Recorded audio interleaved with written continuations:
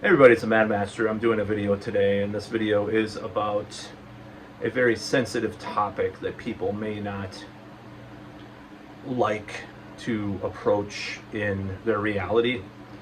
And it's just something, I have a historical perspective on it because I've been in metal for many years. And I wanted to talk about this because I feel like we need to just be honest with ourselves about it and really look into why this is happening and why this is a problem to some extent.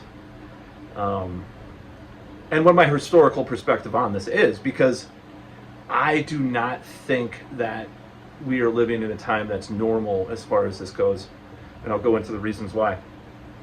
So there was recently this video by this guy from the band Ripped to Shreds, and said like, there's racism in metal, white privilege, and all this stuff. And the video has a lot of clownish opinions about, of generalizations and contradictions within it. I'm not going to go into that video. I'm not doing a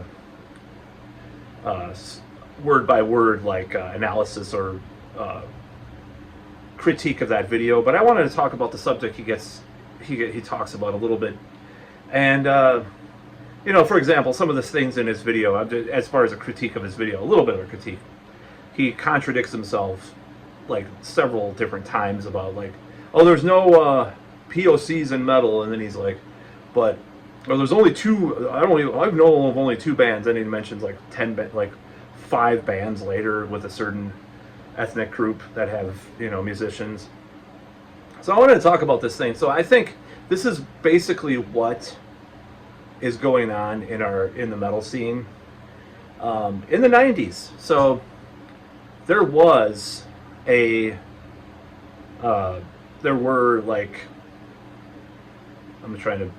not going to censor these words because I can't, I don't have the technology on this phone to do so. And like I said, I'm gonna get things a little better with these videos one day, as far as technology. But anyways, I'm not gonna blab about that. So I'm working on it actually today a little bit. So, but I'm doing this on this phone. So anyways, blah blah blah.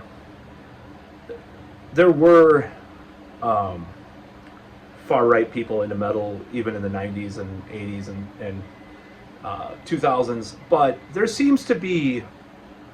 So I understand, there's bands that need to tour, like the band Master. This is Metal Threat. They played with Argus Slint or Grand Belial's Key and stuff. And I understand that bands need to tour. I'm not really a fan of those two bands, by the way. I think there's some Graveland that I've heard that's actually pretty decent. I don't like that I don't know how to pronounce it, Argus Slint. I'm not a fan. Usually when bands do an ideological bent that's into some of those more, let's just say it's traditional to be, in a way it's an old tradition of the far right is an old tradition. It's not some kind of new thing. This is probably what I'm going to go into this in this video, but I don't usually like those bands. There's a couple of bands I do like, that have a far right ideological stance. Now the problem is, I wouldn't exist if their the core beliefs came to fruition, because I am part Jewish. So I mean, it's like, well, how do I listen to this? How do I listen to this and reconcile that fact? I just, with Varg Vikernes, it's just I know he's nuts and he's on his farm in France. He's not going to try to kill me or have power. He's just playing these stupid racist role-playing games with his kids and homesteading and all that, and does an occasional song, which is not as good as his classic material, in my personal opinion. So, and he does these stupid videos, and he has these memes and stuff, and it's fine. It's fine in a certain way, you can separate that from the art. Now, the complicated stuff does come in when bands that aren't political are playing with these political bands. Now, let's just be straight about this. Metal has, in the past, been both left-wing and right-wing. Now, there is a libertarian streak in it too. I would say, historically, let's just be honest here. Historically, through the 70s, 80s, and 90s, it was left-wing with a twist of libertarianism some right-wing libertarianism, so to speak, too. We want to talk about these subjects. Now, there were bands in the 90s that were part of Resistance Records that were trying to make a name for themselves, that were metal or oi punk or whatever. Now, did they play mainstream metal festivals? Hell no. I don't know if it was just because they were so underground or so widely despised that there were a couple bands that I heard back, from back then that I don't mind either. I'm not going to mention the names in this video, but some people watching this video might know who I'm talking about. Like, there's a particular band that had a second album that was kind of more gothic metal, and I thought it had some decent song writing and stuff. Now, the songs were about killing people like me, or stuff like that, but in this really impassioned way. I'll just say that it was, Anyways, there's a couple albums from that scene that I don't actually mind completely, but for the most part, it was pretty dumb stuff. You had there's a band called No Remorse that had its on, that was basically a Beastie Boys, ironically a Beastie Boys cover parody called White Country. It was Fight for Your Right to Party. And I listen to it to this day and just laugh at it because it's so ridiculous and silly. So I laughed at a lot of those bands. For the most part, they sucked. They did not have any musical compositional ability, or they had very little. And they were kind of ripping off the oi punk, street punk thing from the early '80s and doing it in this really half-assed way. Now, as time went on, there were the NSBM and all these other related scenes came up. And let's just say, I don't think that most of these bands would survive the Reich, if you know what I mean. They'd be seen as degenerate art. They'd be, I don't know if they'd be imprisoned or go to the camps or whatever. So let's just say that it's really ridiculously contradictory in this way. And I don't know, and I am not a racist by any means. I'm not an anti-racist, because it's that's become a label that's been associated with woke. But I'm not an anti-racist. I'm not a racist. I'm not a racist. I don't, and I could have some jokes or beliefs that people might say are racist, because that's just, everything is racist, everything is homophobic, everything is problematic, like Anita Sarkeesian infamously said one time.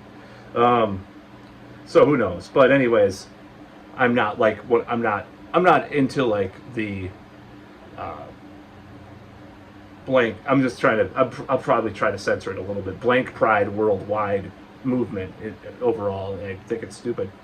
Now, do I think? I'm not going to go into all my beliefs about this stuff, because I just wanted to do it about this subject in this video. So I almost went off on a tangent. But let's just put it this way. So, Metal Threat having NSBM bands, I don't think that would have happened in 1999. I believe that Resistance tried to have something at Milwaukee Metal Fest at one point or something. They got, obviously they got rejected.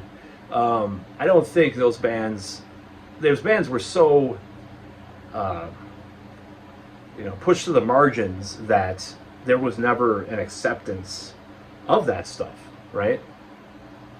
So that's the issue with this, is that I think there is a growing acceptance of this stuff, and I'm going to agree with that guy that did that video, the Rip to Shreds guy, in that there is a growing acceptance of that stuff. It's oh man, just lighten up. Don't be woke, but it's politically incorrect, but who cares, And I've watched a lot of J-Dog videos too, and he talks about this, and he's very much on the side of, who cares, or, you're talking about guts, and you're talking about raping and killing kids and killing people. It's well, what's the difference, man? Killing, So, and another thing, a little rationalization too, is that for many decades, and I'm going to go into why this is happening in a second, and this is kind of leading up to that.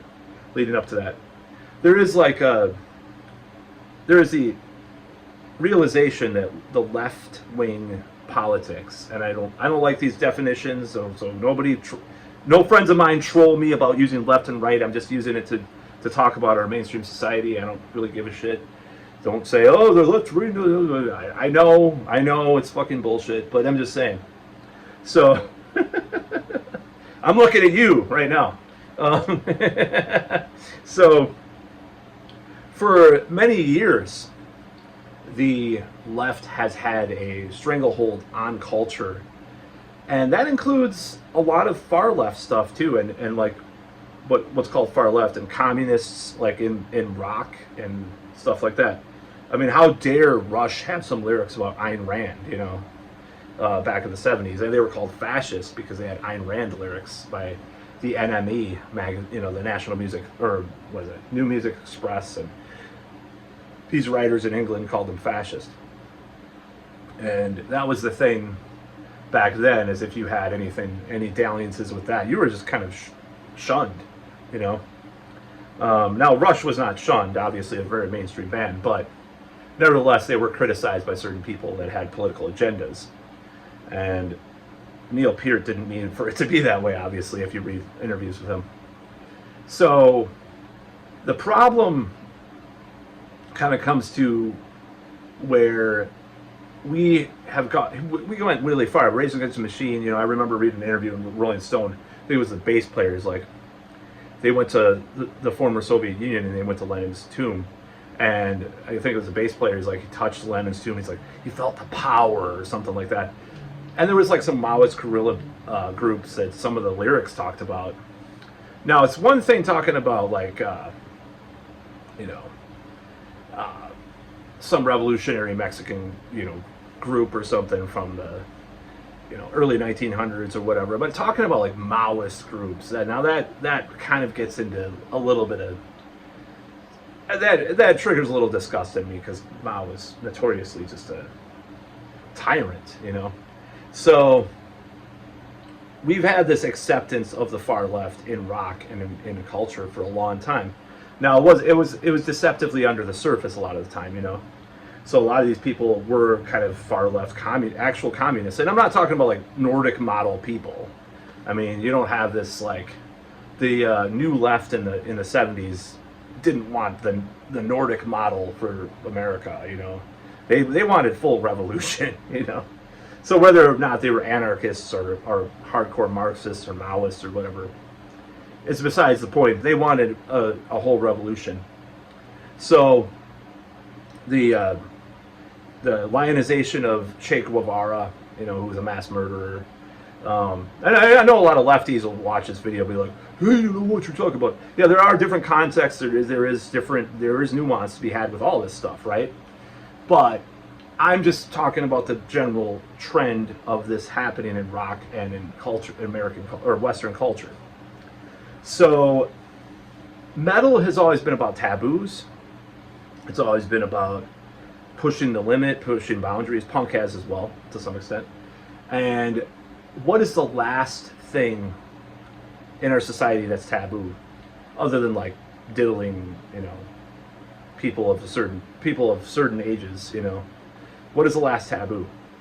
Obviously, the far right, the Nazi stuff is the last taboo, the last boundary to break, because we've had it all. Everything else has been pretty much broken with our culture and our society, and it doesn't mean there aren't like monocultural things that are still need to be changed and challenged. And I'm not saying that, but I'm saying, like, as far as like shocking people, everything's been done pretty much. Doesn't mean it's mainstream. I mean, Gigi Allen is not mainstream, but pooping on stage is not accepted at most venues, right? Throwing poop at people in the audience, or trying to attack your audience is not accepted. Actually, things got really PC in this cultural way, and it's not like things got really like PC in even a class. Like people talk about identity. There's identity reductionism, and this is like really complicated, like kind of esoteric, kind of Marxist kind of adjacent terms. So look them up, I guess. Identity reductionism versus class reductionism.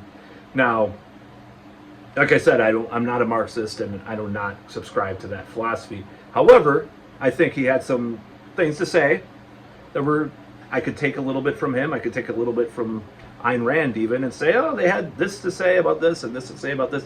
People don't like that. I understand that. I don't give a shit. You know, I don't care if people think that like having disparate influences is wrong or something like that. So I just take the contradictions and merge them together and try to make something new, right? So that's just my life goal, according to ChatGPT's astrology or whatever. No, I'm just kidding. So anyways, this whole thing that you look at this whole thing, it's like, oh well, we got to do this like neo-Nazi kind of thing because it's like it's cool, it's cutting edge, alt-right, you know, it's challenging authority and the woke leftists and all this stuff. So I can see why it's taken a hold, but I think you have to be careful with it. I'm just saying, like, I don't think bands should be censored, but like, and obviously a couple of those bands have okay music, you know, especially now compared to the 90s when you had these just their street punk like rip-off, knockoff bands that just had terrible songwriting and terrible songs. It's a little better. It's a little more complicated. They have like a little orchestral flourishes, you know, they have all this highbrow like way of looking at it, right? So it gets tempting to listen to that stuff. And I like I said, most of it I don't like. What was that band called that I liked? There was a band and they were associated with that ONA or whatever that I heard. I don't even know if it is because Wikipedia could be wrong, but I can't remember the name. But they were really good and I really liked them. I wanted to check them out, this black metal band. And they go back to like the early 2000s.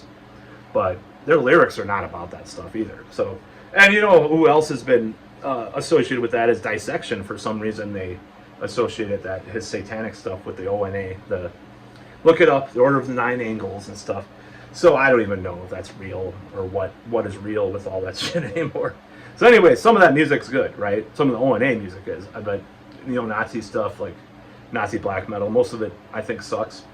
I'm not trying to be sensitive, a sensitive Sally. I don't like lyrics about, I think it's kind of disturbing to hear lyrics about like pro-slavery lyrics. Like, it's kind of gross. But obviously, I listen to the fucking Misfits. They have gross lyrics too. So in a way, J-Dog is right about that. But I think there is a danger in taking like, oh, that guy from Rip to Shreds, he's just a stupid whatever, like a stupid woke guy that lives in San Francisco. I think he is a guy that's, naive and sheltered in his liberal bubble, right? I do think that. But maybe we should have a little caution. I'm a little bit more in the middle about it. I'm an enlightened centrist, because people hate that for some reason. So I think we do need to take a look at this. Are we going a little too far in accepting this? Are we too? And I've heard. I mean, on the contrary, on the opposite end, I've discovered this like Antifa black metal, and I'm like, this is just. It's like Christian rock used to be. It's like this. Like just, I don't know if there's a band that, you already have Napalm Death. You don't need fucking Antifa black metal, right? That's death metal grind. I know Napalm Death, but like in extreme metal, do we need Antifa extreme metal, right? You already have Napalm Death. You already have all these bands, and it's not like you could say, well, we need a black metal version of it or something. No, maybe I don't know. I don't think black metal. And those two things go together. I don't think politics and black metal in that way, in that sense, go together very well either. So I think it needs to be more esoteric. Honestly, that's just the way the like neo-romantic kind of view that a lot of the lyricists of black metal have doesn't go well with like modern politics. It just doesn't sound right. It's so weird to hear that. So I think we already have bands that have done plenty of anti-fascist lyrics. So Antifa black metal is very cringe, right? But it is cringe. It's getting cringe in the scene to have people kind of just excusing things outright about these Nazi bands, right? And I think like I said, I never would have expected ever to have like Rahowa or something. Okay, this is gonna get flagged, this video, or whatever. To play Milwaukee Metal Fest in like 2000 or something, like, that would have never happened. But could it happen now? Well, probably not Milwaukee Metal Fest, but some of these other festivals, yeah, sure, they probably could. I mean, looking at the acceptance of this stuff, And a lot of it is because of this society. Our society is so fucked up and so weird with politics and people's opinions and stuff. And the censorship got out of hand. It did, you know.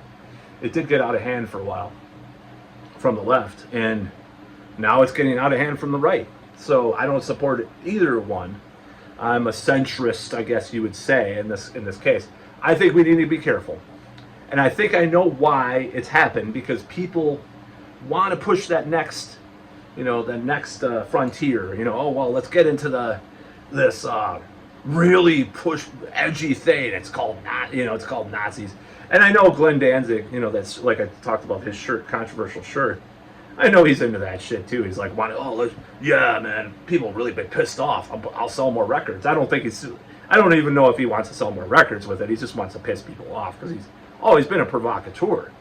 And God bless his soul for that. Or Satan bless his soul, whatever you want to say. I don't think he's a Satanist, by the way. I've always known that he's not a real Satanist. Like, he's not into the Church of Satan or Satanic Temple. God, talk about woke, or any of the other movements, or any of the theistic stuff, or anything. So, I think it is pushing a little bit of an edge. And I'm not warning people with this video. I'm just saying that this is just my opinion.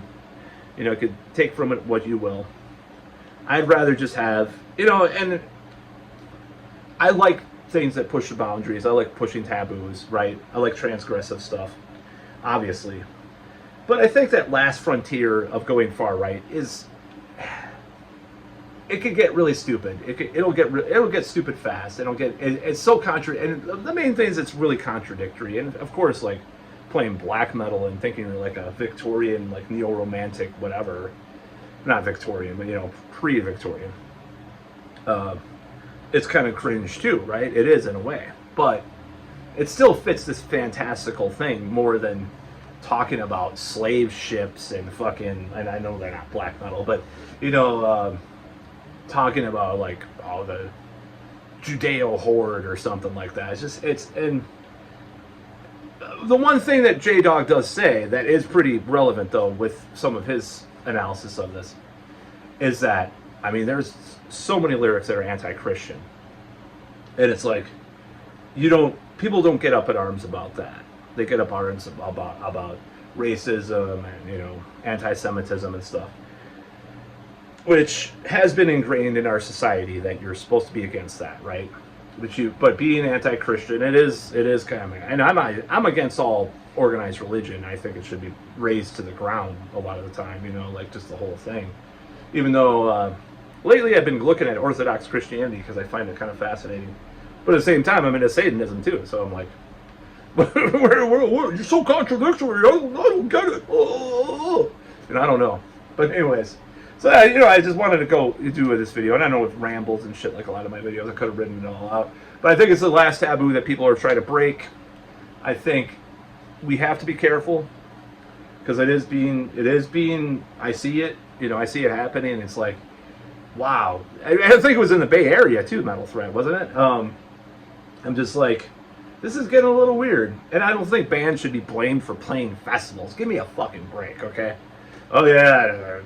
Well, are you gonna complain about like some commie band now? That has like lyrics about how great Lenin was. Maybe there should be some bands that like balance things out a little bit like that, like a kind of half joke, kind of like what's that band, Laibach or Rammstein or something, like a band that kind of actually talks about like how communism is good and like uses stuff. Now, just for the record, I do not like the Nazi marches music. The Nazi march music. I think it's just too happy and too tiptoey. Whatever you want to call it. I don't know.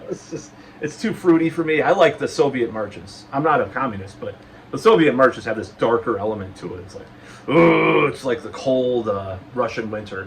So I prefer that. But anyways, if we're talking about ideological, musical alignments, doesn't mean I'm a communist. I think communism killed a lot of people, and very fast, because it had such popular support. Because there needs to be a third way. Anyways, that's about all.